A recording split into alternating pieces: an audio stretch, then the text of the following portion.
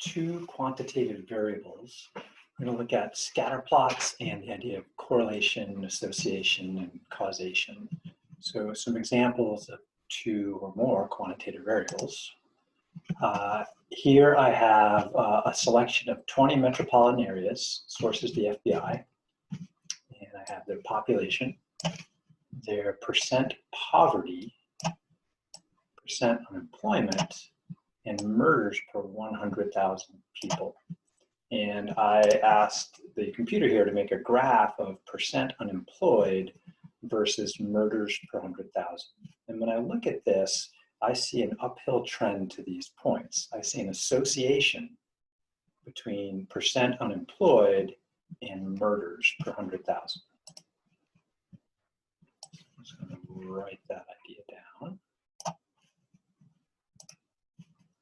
So this is called a scatter plot. It's one way to graph two quantitative variables if we think there might be a relationship between them. The relationship is an association. So in this case right here, I see an association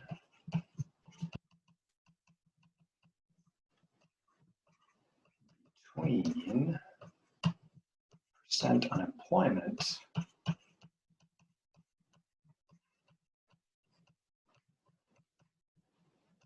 another one in there, and murders per 100,000 people.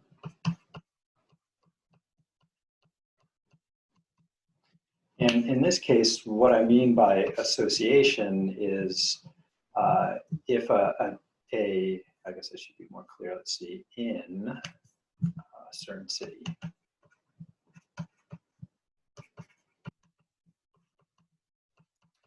and so if I know city B has a higher unemployment rate than city A, then I would expect it to have a higher murder rate. So that's the association I'm noticing here. For a higher unemployment rate,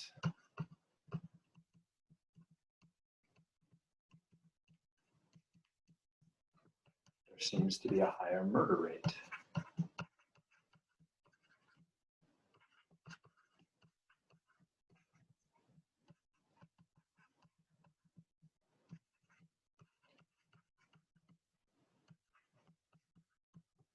So the association is that as one variable changes, my one variable is the percent unemployment, another variable seems to change too. In this case, one is going up and the other seems to be going up too, that I could draw a line through this data, kind of, trying to aim for the middle there that shows that idea as one goes up, the other goes up. And that idea of association is what I'm expressing here. I see an association between unemployment rate and murders. Another one. Here I have a particular year and estimates of the number of carbon dioxide in the atmosphere. Atmosphere here is carbon dioxide in parts per million, ppm. And this looks like a pretty straight line trend. I'm just going to change. There's no reason to go all the way down to 0 here. So I can edit my chart and adjust the vertical axis. If we start at 300 and go to 400, we'll see all the data. So here I can clearly see that there's some kind of association that as time is going by, CO2 is going up here. So again, I see an association. I would call this a positive association because it's got this uphill trend as I go from the left to the right. And similar to this one here, this is a positive trend also. As we go left to right, the vertical values are going up there. StatKey's got a whole bunch of examples in their descriptive statistics for two quantitative variables. So from the main StatKey page, I'm looking at two quantitative variables. First one I have here is Florida Lakes mercury versus pH.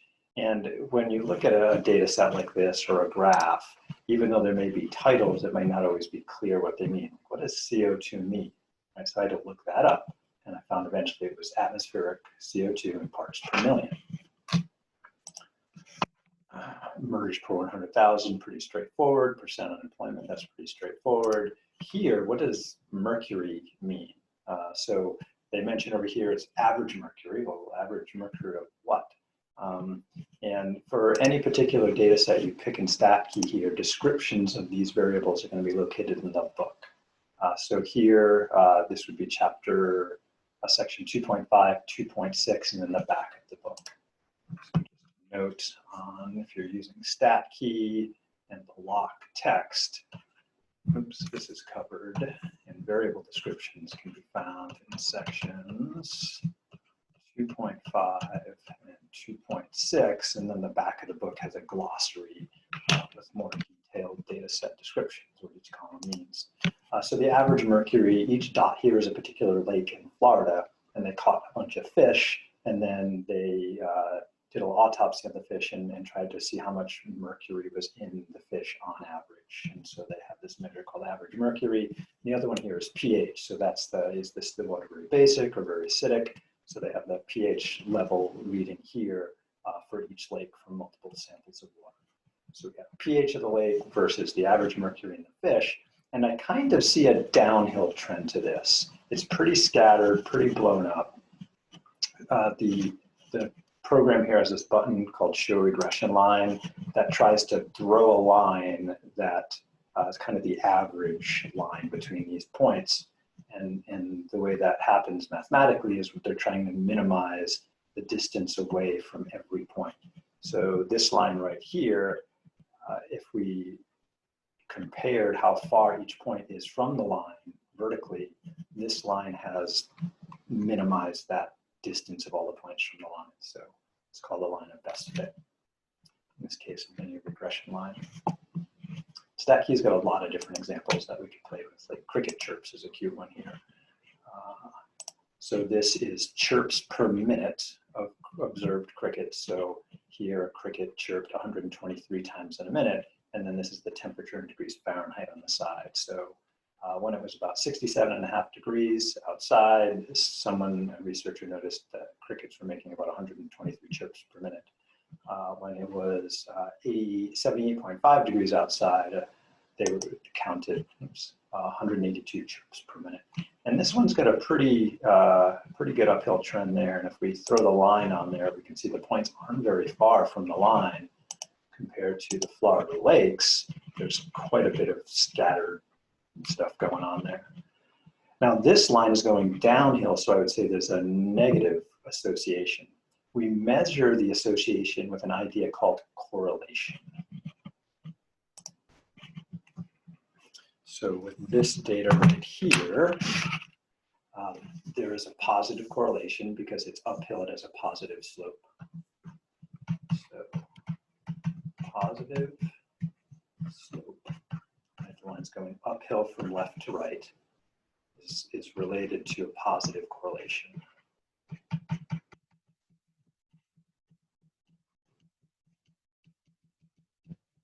Again, the idea of a positive slope, we're going up from left to right. Compare that to the Florida Lakes example here. We're definitely going downhill. It's cloudy, but it's downhill from left to right. So in this case, the line the computer drew through here has a negative slope, which means when we calculate the correlation, we should see a negative correlation. All that means is it's going downhill. We can put a number to that. So correlation measures the association. It's one way to measure it, at least.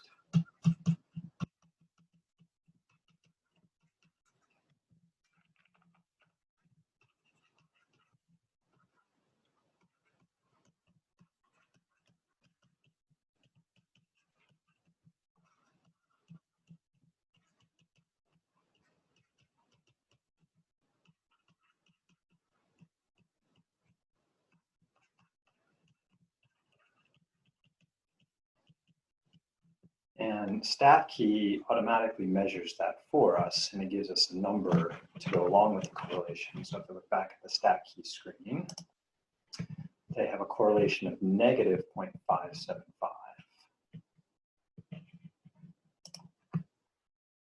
So the correlation, we usually give it the letter R, is negative 0.575. If we look back at the murder, unemployment versus murder data, I had Google calculate that, and it calculated R as about 0.865.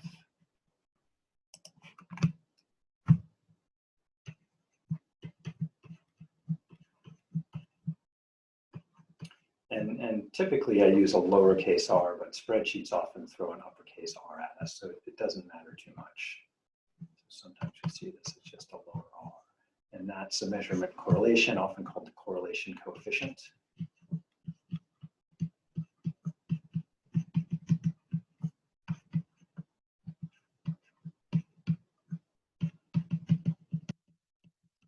a couple notes about the correlation coefficient.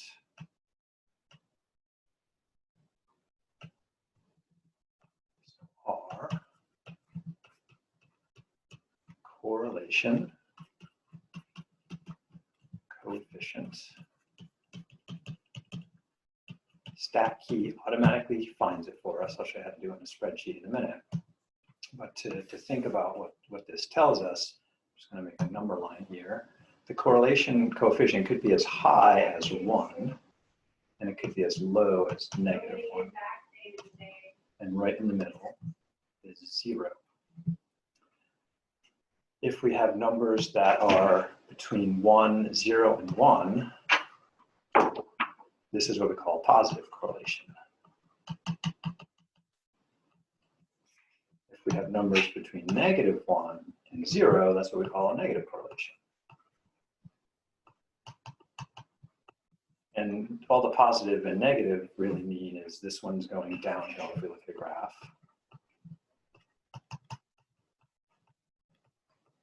And positive correlation just means it's uphill.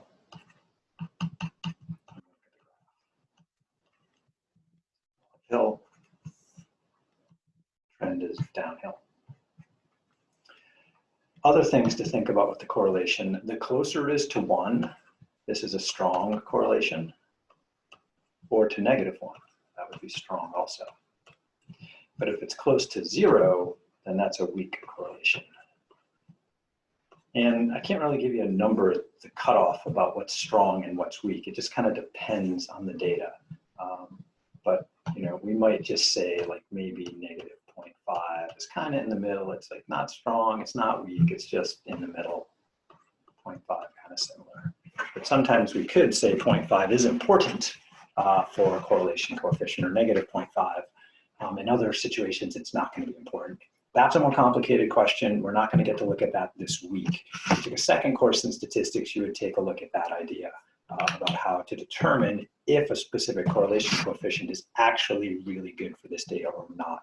And it's not all that straightforward. It requires quite a bit more math. All right, so some important things about the correlation, right? It tells us whether it's a visual measurement too. You know, is the data lining up pretty well? 1 or negative 1 says, yeah, it looks like it's lining up pretty good. 0 means it's pretty cloudy, or between negative 0.5 and 0.5. And otherwise, the positive and negative aspect is just about the slope. Right? So we're also talking about slope here. If we say there's enough of a correlation, then we can then use that slope to talk about how the meaningfulness of the relationship. So we'll work on that later. Just a couple more examples though. Let's see. Sometimes the correlation is just like 100% a 1. So if you were to look at a Celsius temperature and a Fahrenheit temperature, they always line up perfectly. So if we calculated the correlation coefficient on this, it would be exactly 1, a positive 1, because it's uphill. On a spreadsheet, if you want to find the correlation coefficient, that's CORREL, Pearson product moment correlation coefficient. And then they usually want you to select the Y data first and the X data second. So comma in between. And so here I should get exactly 1 for that. If we look back at the mergers, you can see I use the correl function here, Y values, comma X values, and I got a correlation coefficient of 0.8648, blah, blah, blah. So it's close to 1, pretty strong correlation, which is again the measurement of the association between the variables. In this case, as one variable goes up, the other variable goes up. The CO2 one, this one's kind of cute. I'm gonna have the computer draw the line here just for fun. It's custom. Under series, when you do a scatter plot, they have a trend line option. More about that later. Now this one actually has kind of an interesting pattern. In the beginning, there's some points above, and then all of a sudden the points are below for a while, and then they're above again. This data looks more curved than straight. So there is a correlation. The points kind of line up, but they really curve up, not line up. So just because we have a correlation doesn't mean we should use a line to represent the data. So we've got to be a little bit cautious on that right there. Other examples here, I like to mountain bike for fun in my free time. And so off my bike computer, I just recorded the time and it gave me the time in hours. And then this isn't 11 minutes here, it's tenths on its decimal amount. So 11% of an hour, 81% of an hour there and so on. So again, these aren't hours and minutes, it's just measured in hours straight, and there's the distance. And my rides vary a little bit. I like to do hill climbing, and so sometimes my rides are kind of slow. But you can see there's this uphill trend. The more time I spend biking, the farther I go, which makes sense that that should happen. And there is a correlation, so I calculated that right here. It's 0.8367, so not too far off from like the Mergers one. It's positive, which means the data we should see the data is uphill. And it's a little bit cloudy, not too bad. And there aren't really a lot of points there. Some more points might be good to have. When I ask the graph to show me the line, like here it's giving me the slope and the y-intercept, sometimes it's going to give me not r, but r squared. And r squared is called the coefficient of variation. I'll talk more about that later. All right, let's see. Other examples. Here I have a correlation coefficient of 0.9-ish, which is pretty high. And you can see these points line up pretty well. They're not too far from the line. And here I'm measuring the amount of sour cream people in the US eat on average per year versus the motorcycle riders killed in non-collision transportation accidents. And we can see the more sour cream people eat, the more deaths there are motorcycle riders in non-collision transport accidents. Now, I have correlation here, but another idea I haven't mentioned is the idea of causation. Just because as one variable changes, another variable seems to change, doesn't mean there's any relationship between them, right? This is kind of weird. Sour cream versus motorcycle deaths, what the hell? Another example. Here I have a correlation coefficient of 0.765. It's relatively high, and you can see the points have an uphill trend. Here's the line there. But is there really a relationship between the average amount of chicken people in the US eat per year and the average precipitation in Montana? So just, these are a little weird, yes, but my point is just because we have correlation doesn't mean we have causation. That one variable affects another. So that's the last big idea of this section.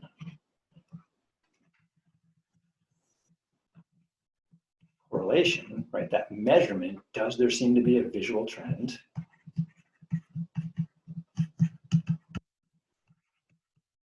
Just because we have a high correlation does not mean we have causation.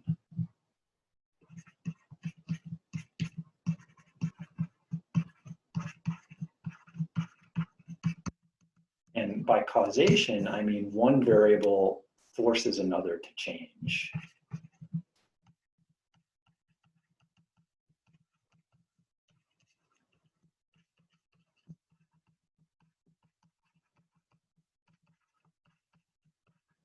Sometimes there's confounding variables, which are just variables we haven't accounted for at the moment. And sometimes there's just absolutely no causation between those two variables, like the sour cream and motorcycle rider deaths or the chicken consumption versus precipitation in Montana. Those are nonsense. I just put them in there because two things go up, we graph it, there's a high correlation. Doesn't mean it's meaningful in any way. However, sometimes things are meaningful and we don't have all the information to explain it here. Like the year, right? Time is just going by. It's not the cause of the increased CO2. There's confounding variables involved in there. Like there's more people on the earth each year. There's more cars on the earth each year. There's more manufacturing on the earth each year. So we have all these other variables that aren't present here. So those are called confounding variables. And so each year we have these other variables that are pushing CO2 up, not the year directly. Okay, so that's the idea of a confounding variable. Big ideas here. We have two quantitative variables. We can graph them together in what's called a scatter plot. And we can look at that scatter plot to see if there's a trend. If we think there's a trend, we can try and measure that. One way to measure that is using this idea of correlation. And then if we think there's a reasonable correlation, then we could find an equation for a line that goes through there. And that's what we'll look at next.